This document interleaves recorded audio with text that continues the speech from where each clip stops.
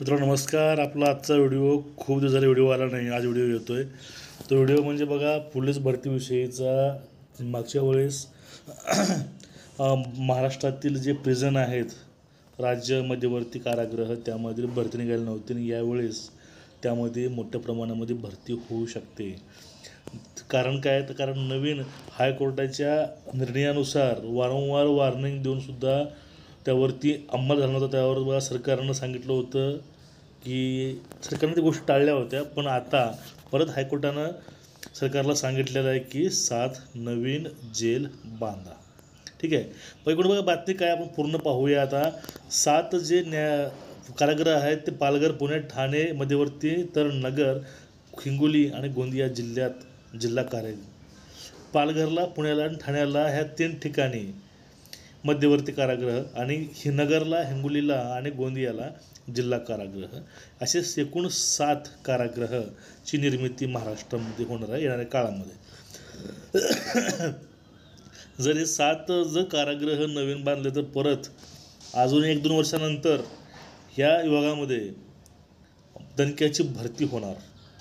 समजून घ्या, आता यावेळेस एक 1200-1300 पदं असतील, तर 2 वर्षानंतर यामध्ये कमीत कमी 4,000 ते 5,000 पदं हे नवीन निघू शकतात. कारण 7 कारागृह नवीन असल्यामुळं भरती मोठ्या प्रमाणामध्ये होऊ शकते.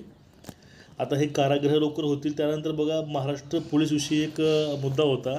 तो मुद्दा म्हणजे काय, महाराष्ट्र पोलीसमध्ये सध्या असंच नवीन जे आयुक्तालय आहेत, नवीन पोलीस अधीक्षक कार्यालय असतील, नवीन पोलीस स्टेशनची स्थापना असेल आणि नवीन आकृतीबंधानुसार होणारे नवीन पोलीस स्टेशन्स आणि त्यानंतर पोलीस स्टेशनला सायबर सेल आणि टास्क फोर्स जोडल्यामुळं जे अपुरं मनुष्यबळ पडत होतं त्यासाठी आणि त्यानंतर 2022 आणि 2023ची भरती होण्याच्या उद्देशानं महाराष्ट्र पोलीसमध्ये 18,000 पदं निघणार होते. या महिन्यामध्ये ॲड पडणार होती, पण काही कारणास्तव ही ॲड आलेली नाही आणि त्यावरती गव्हर्नमेंटनं कुठं निर्णय घेतला नाही.